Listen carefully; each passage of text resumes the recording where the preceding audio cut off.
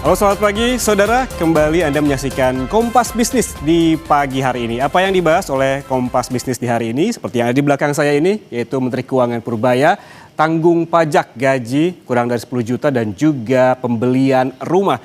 Ini maksudnya saudara, pemerintah ini tengah menggenjot perekonomian dengan menerbitkan peraturan Menteri Keuangan atau PMK yang mengatur pemberlakuan insentif pajak pertambahan nilai yang ditanggung oleh pemerintah atau PPN DTP untuk sektor perumahan dan juga ada insentif pajak penghasilan yang ditanggung oleh pemerintah atau PPH DTP dari berbagai sektor. Aturan insentif ini diberikan dalam rangka menjaga keberlangsungan daya beli masyarakat dan menjalankan stabilisasi ekonomi dan sosial pada tahun 2026 dan menjadi bagian dari paket stimulus ekonomi pemerintah.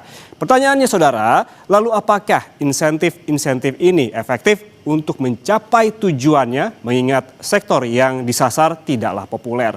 Kita lihat ke data berikutnya. Nah ini dia saudara. Kita ke PPh Pasal 21 yang bebas potongan. Kebijakan ini ditetapkan dalam Peraturan Menteri Keuangan dalam rangka stimulus ekonomi tahun anggaran 2026. Lalu syaratnya apa?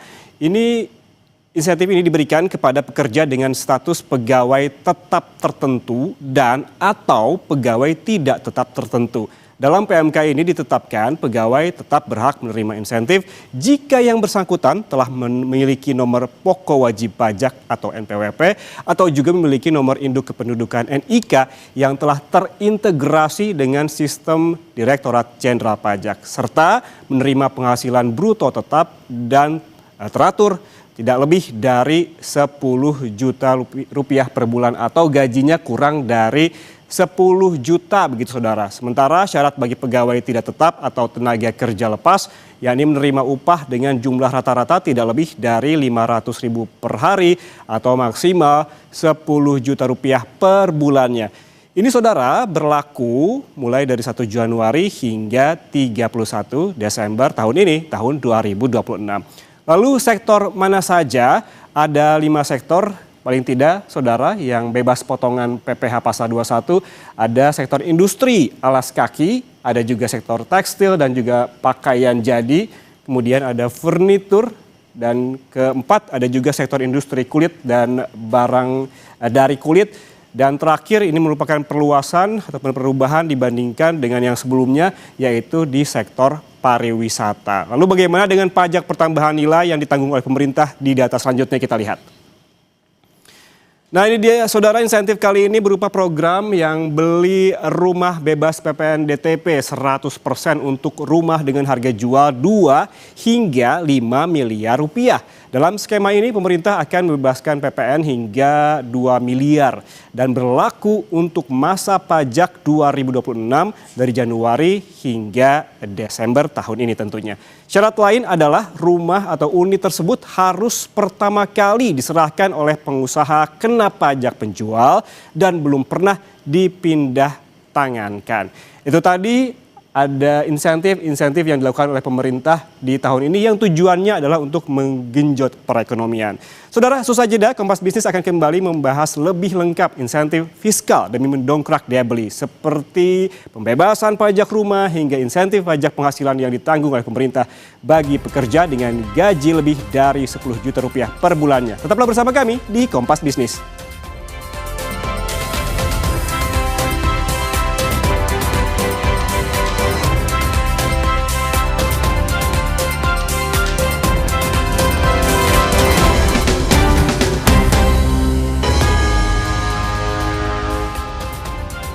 Anda masih bersama kami di Kompas Bisnis saudara untuk membahas lebih lengkap insentif fiskal demi mendongkrak daya beli seperti PPN DTP untuk pembelian rumah tapak dan juga apartemen dengan harga di bawah 5 miliar rupiah hingga insentif pajak penghasilan ditanggung pemerintah atau PPh DTP bagi pekerja dengan gaji lebih dari 10 juta rupiah per bulan. Kita langsung berbincang dengan ekonom Indef Abra Talatov. Selamat pagi Mas Abra.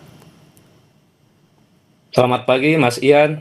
Mas Abra, ini menurut Anda apakah insentif PPN DPT dan juga PPh DPT 100% yang tadi saya bacakan begitu dan juga paparkan, akankah ini efektif untuk menggenjot perekonomian? Ya, saya melihat bahwa pemerintah dalam rangka menjaga daya beli masyarakat, ya ketika melanjutkan kebijakan insentif PPh 21 DTP ini memang ini menjadi strategi instan ya untuk bagaimana caranya memberikan dorongan terhadap ekonomi kita khususnya dari konsumsi rumah tangga, karena kita mengetahui bahwa pertumbuhan konsumsi rumah tangga ini dalam 2 tahun terakhir ini sangat rendah ya, di bawah 5%. Di kuartal 3 tahun lalu hanya tumbuh 4,89%. Padahal pemerintah di sisi lain punya target pertumbuhan tinggi. Itu tahun ini saja 2026 pemerintah menargetkan pertumbuhan sampai 5,4%. Padahal ya konsumsi rumah tangga ini berkontribusi paling besar terhadap GDP 53%. Nah, artinya memang strategi untuk memberikan insentif adalah menjadi strategi yang paling realistis yang dilakukan pemerintah dalam jangka pendek. Kenapa? Karena masyarakat akan mendapatkan penghasilan secara utuh. Nah, tetapi memang kalau kita melihat sasarannya ya dari PPh 21 DTP ini mencakup 5 sektor ya, itu kan kurang lebih akan mengenai 1,7 juta pekerja. Kalau kita bandingkan dengan jumlah pekerja kita 145 juta, artinya ini hanya 1,2%. Memang ya sangat kecil lah dibandingkan jumlah pekerja kita secara nasional. Tetapi dengan insentif tersebut, pemerintah sudah akan mengalokasikan kurang lebih sekitar 800 miliar. Ya paling tidak ini bisa membantu mempertahankan daya beli masyarakat untuk sektor-sektor yang memang termasuk sektor padat karya. Oke. Dan ini sebetulnya hanya melanjutkan dari insentif yang sudah dilakukan di tahun 2024 2025 lalu dengan tambahan di sektor pariwisata. Itu Mhm. Mas Ian. Oke, tadi Mas Abra menyebutkan bahwa ini menyasar 1,7 juta orang atau hanya 1,2% begitu untuk insentif pajak PPh 21. Jika tujuannya untuk menjaga daya beli dan juga stabilitas ekonomi, mengapa sektor-sektor yang dipilih justru kalau kita bisa istilahkan adalah sunset industri gitu, kecuali tadi pariwisata sebagai tambahan? Iya. Ya karena memang sebetulnya ini sangat urgen diberikan pemerintah insentif pada 5 sektor tadi, karena pertama tadi sektor tersebut menjadi sektor yang sangat besar menyerap lapangan kerja. Jadi ketika industri itu nanti disrupsi dengan adanya ekonomi yang melambat, dikhawatirkan nanti justru akan terjadi PHK besar-besaran, dan itu justru resikonya akan jauh lebih besar lagi. Makanya memang insentif itu menjadi pilihan yang paling rasional. Dan kedua, saya melihat bahwa di industri tersebut juga sedang berjuang untuk bisa survive, karena jika Mhm. melihat data kredit di sektor-sektor tadi, khusus sektor manufaktur, itu pertumbuhan kreditnya memang sedang mengalami tren perlambatan. Bahkan misalkan saya lihat untuk sektor industri manufaktur ya di tahun 2025 lalu itu tumbuh di bawah 10%. Nah, kemudian yang kedua juga yang menjadi concern adalah di kredit UMKM. Nah, Mhm. UMKM ini kan kita tahu bahwa menjadi penyerap lapangan kerja yang paling besar juga. Nah, sampai di bulan Juli 2025 lalu pertumbuhan kredit UMKM itu hanya 1,7%. Jadi sangat rendah,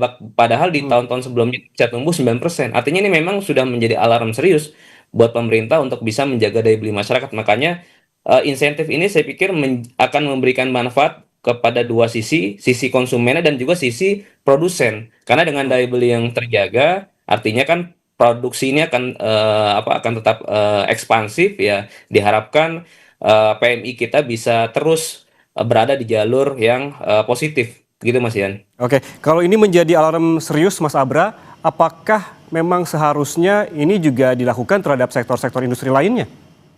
Iya.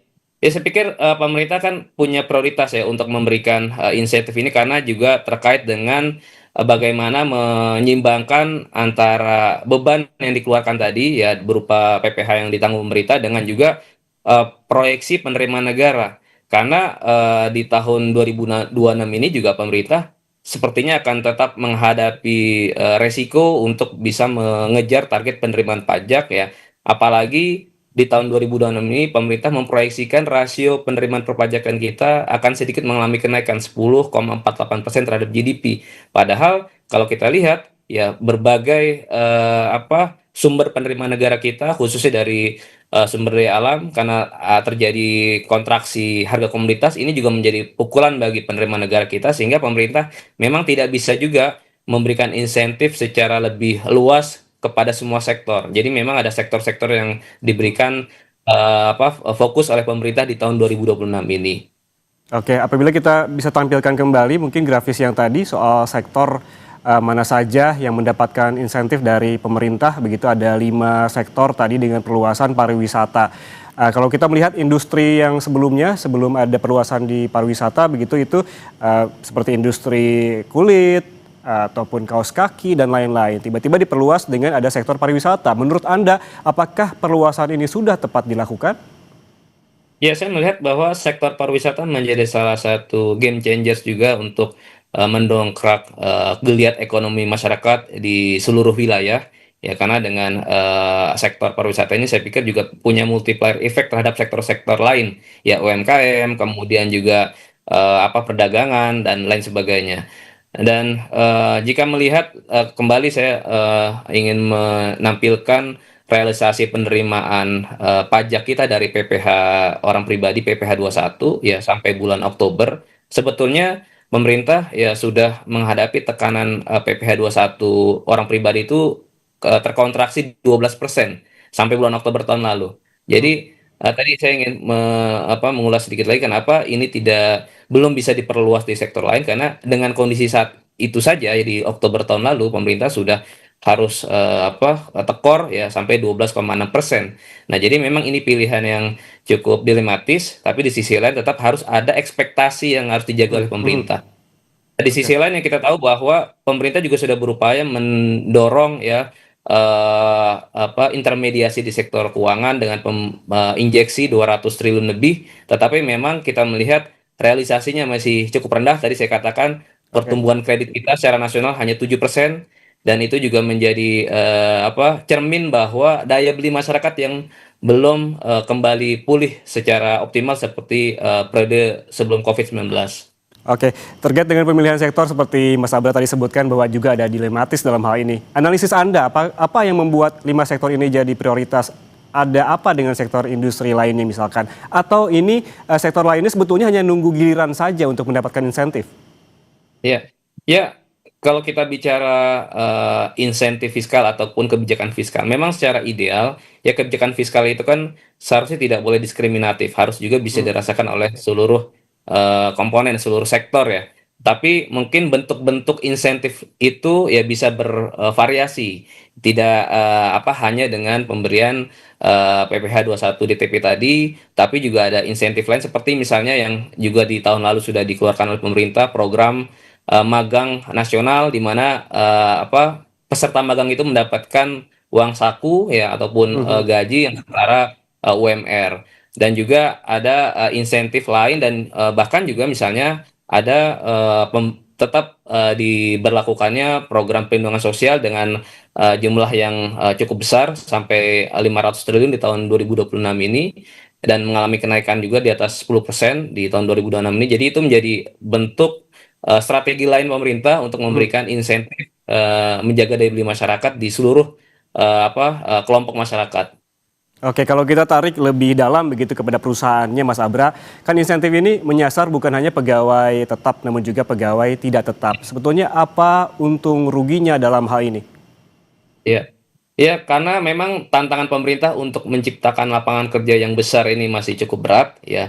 Artinya tadi ada quick wins, strategi jangka pendek yang diberikan agar penghasilan masyarakat tetap terjaga ya, dengan bukan hanya memberikan insentif terhadap pekerja tetap, tetapi juga pekerja tidak tetap. Bahkan tadi saya katakan ada juga Hmm. program magang agar penghasilan mereka tetap terjaga, sehingga tadi daya beli masyarakat juga bisa didorong. Dengan begitu ya ada ekspektasi yang lebih tinggi lagi, sehingga sektor real ya, sektor manufaktur juga bisa melakukan ekspansi bisnis mereka, dan pada akhirnya ini menjadi sentimen positif juga buat investasi di tahun-tahun mendatang. Jadi saya pikir ini menjadi seperti siklus. Ya, harus dimulai dengan menciptakan ekspektasi yang positif dulu dari sisi konsumsi masyarakat. Oke, kalau kita membahas lebih jauh terkait dengan pegawai tetap dan juga pegawai tetap yang juga sama-sama mendapatkan insentif ini. Apakah pola yang sama juga dilakukan oleh pemerintah di tahun-tahun sebelumnya dan apakah ini sudah teruji untuk mendongkrak perekonomian? Ya, jika kita berkaca terhadap realisasi pertumbuhan GDP kita sampai kuartal ketiga tahun lalu, memang masih cukup menantang ya Mas untuk bisa mendorong pertumbuhan konsumsi masyarakat di atas 5%. Ya, dan ini saya pikir banyak faktor yang mempengaruhi kenapa konsumsi masyarakat kita juga masih cukup rendah. Ya, bukan hanya karena penghasilannya yang relatif stagnan atau berkurang, tetapi juga ada faktor lain saya pikir cukup penting adalah di sisi kelas menengah kita yang semakin tertekan. Ya, kita mendengar bahwa jumlah kelas menengah kita yang semakin tergerus, kemudian juga penghasilan mereka yang juga relatif stagnan, sehingga padahal kan kita tahu kelas menengah ini menjadi kelompok masyarakat yang punya andil besar terhadap Hmm, konsumsi rumah tangga. Dan seringkali kelas menengah ini justru adalah kelompok masyarakat yang tidak tersentuh terhadap kebijakan pemerintah. Ya, insentif fiskal. Makanya tadi dengan adanya pemberian insentif PPh 21 DTP hmm, tadi untuk 5 sektor, saya pikir juga sedikit banyak juga oke. menyasar ke kelas menengah kita, walaupun masih banyak kelas menengah lain yang belum menikmati insentif fiskal yang diberikan oleh pemerintah. Oke, ngomong-ngomong soal kelas menengah nih Mas Abra, selain juga terkait dengan bebas potongan PPh pasal 21 yang juga menjadi insentif adalah terkait ke PPN DPT sektor perumahan ini Ya. untuk harga 2M sampai 5M. Dengan harga yang sedemikian besar sebetulnya, apakah ini siapa yang disasar? Apakah kelas menengah atau kelas kelas mana begitu? Karena kan ini angkanya bukan yang angka yang kecil. Ya, ya kalau kita melihat dari nilai transaksi untuk kredit KPR tadi ya, perumahan tadi 2 sampai 5 miliar ya, tentu itu yang disasar adalah kelas menengah tadi untuk bisa Hmm, membantu kelas menengah kita mendapatkan akses perumahan. Tetapi di sisi lain juga sebetulnya itu turut membantu di sektor properti, sektor konstruksi juga. Karena kita melihat juga di data perbankan ya, kredit untuk KPR juga terus menyusut Mas. Dari hmm. misalkan di 2024 itu pertumbuhan kredit KPR masih di level 14%. Tapi di September tahun 2025 lalu itu sudah menyusut menjadi hanya 7,4% pertumbuhan kredit KPR. Nah, makanya saya pikir sangat relevan ya bagi pemerintah untuk memberikan insentif Hmm. pembebasan PPN ya untuk pembelian rumah baru bagi kelas menengah tadi. Karena memang tadi membantu masyarakat dan juga membantu di sektor tersebut juga. Karena Oke. sektor properti, sektor konstruksi juga punya multiplier efek juga di Hmm. di sektor-sektor yang lain. Oke, kalau kita mendengar suara-suara masyarakat begitu, apalagi terutama di media sosial, Mas Abra, angka ataupun harga rumah 2 hingga 5M ini apakah sebetulnya tidak terlalu mahal untuk kelas menengah? Ya, ya tentu kalau kita melihat pergerakan harga tanah, kemudian harga barang-barang material untuk pembangunan rumah ini kan terus meningkat. Nah, tentu itu juga menjadi salah satu faktor juga kenapa akhirnya harga rumah semakin sulit dijangkau ya untuk Hmm, hmm. generasi milenial, apalagi Gen Z ya di tengah penghasilan yang relatif stagnan tadi.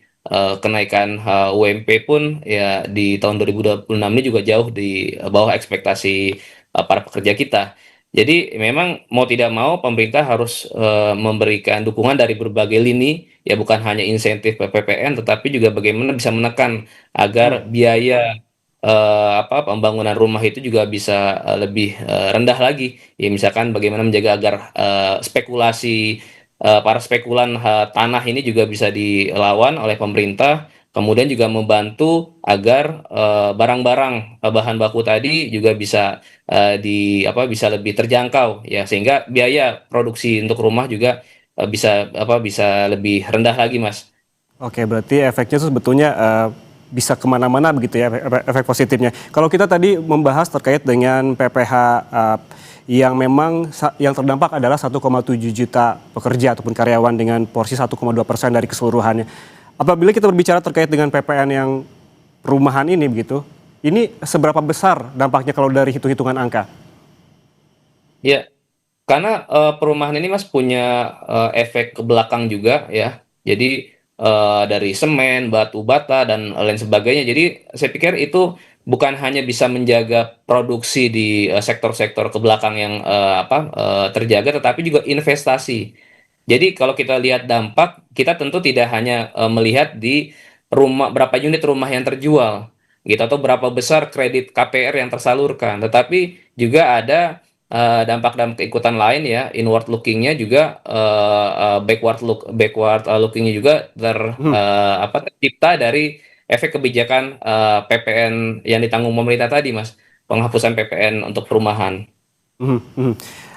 Kalau kita melihat lagi begitu ya Mas Abra, alih-alih insentif, PPh DPT yang kita sempat bahas, sebelumnya dan juga PPN DPT yang juga kita sudah bahas, mengapa pertanyaannya kemudian mengapa pemerintah tidak mengambil langkah yang lebih jelas efektif, misalkan diskon listrik? Iya. Nah, ya diskon tarif listrik memang sebetulnya sudah banyak pihak yang menyerukan agar kembali dilanjutkan, karena ini juga cukup banyak membantu kelas menengah juga tadi, karena sangat jelas siapa yang menikmati ya seluruh konsumen listrik dengan daya tertentu, ya tentunya dengan adanya pemberian diskon tarif listrik di tahun 2025 lalu 50% itu bisa menambah Mmm, alokasi belanja mereka untuk kebutuhan yang lain. mhm,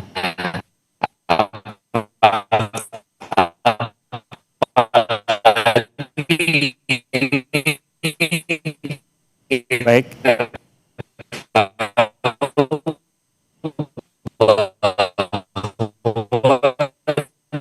Mas Abra? Kuartal 1 ini ada Oke. Lebaran ya, halo, halo, Oke, halo Mas silakan ya, Mas, silakan. ya, halo, Ya silakan lanjutkan ya, Mas Abra. tadi saya ulangi. Mhm, Iya, di kuartal 1 ini kan kita memasuki periode puasa dan lebaran. Ada kecenderungan kenaikan harga-harga barang ya, inflasi. Jadi memang ketika pemerintah ya mempertimbangkan untuk bisa melanjutkan pemberian diskon tarif listrik ya mhm, seperti di Januari Februari tahun lalu, saya pikir itu akan sangat membantu masyarakat mhm, mhm. ya untuk memenuhi kebutuhan yang lain, khususnya memasuki hari raya Lebaran nanti, dan juga memasuki tahun baru pendidikan gitu. Jadi banyak kebutuhan yang diperlukan oleh masyarakat, sehingga insentif diskon tarif listrik tadi saya pikir relevan untuk Mhm. bisa dilanjutkan oleh pemerintah, karena efektifnya untuk menyasar seluruh masyarakat yang memang menjadi pelanggan listrik dengan kriteria tertentu. Oke, berarti sesungguhnya ada opsi-opsi lain begitu oleh ya, ataupun yang bisa dilakukan oleh pemerintah terkait hal ini. Opsi yang selanjutnya begitu, pertanyaan terakhir saya, Mas Abra, apakah menurunkan PPN juga bisa jadi opsi?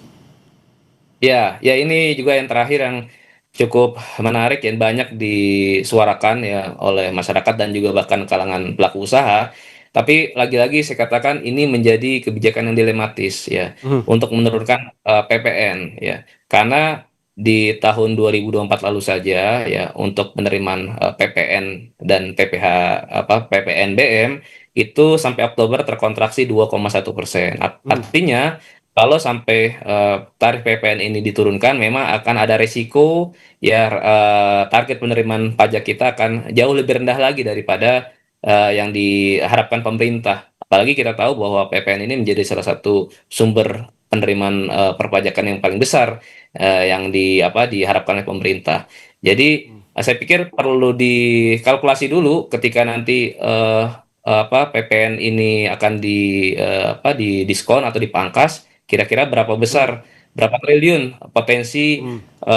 shortfall yang akan dialami oleh pemerintah. Dan juga saya pikir perlu juga diuji bagaimana efektivitas dari kebijakan Pak Purbaya ya untuk menutup kebocoran-kebocoran penerimaan negara kita yang di akhir tahun lalu kan cukup cukup masif ya untuk mengejar penerimaan negara kita tidak bocor di perpajakan, di bea cukai dan sebagainya. Itu kira-kira sudah berapa triliun yang bisa diselamatkan, yang bisa diamankan. Nah, kalau itu sudah Oke, berjalan cukup efektif, artinya mempertimbangkan pengurangan tarif PPN ini menjadi hal yang cukup cukup penting dilakukan di oke. tengah daya beli masyarakat yang masih rendah. Mhm, mhm. Berarti artinya harus ada hitung-hitungan yang matang begitu apabila langkah menurunkan PPN ini dilakukan oleh pemerintah. Tapi juga ada opsi lain tadi untuk kelas menengah yang juga tertekan dan stagnan begitu di beberapa waktu ini dengan membantu kelas menengah dengan opsi juga tadi menurunkan ataupun memberikan diskon tarif listrik. Terima kasih ekonom Indef Abra Talatov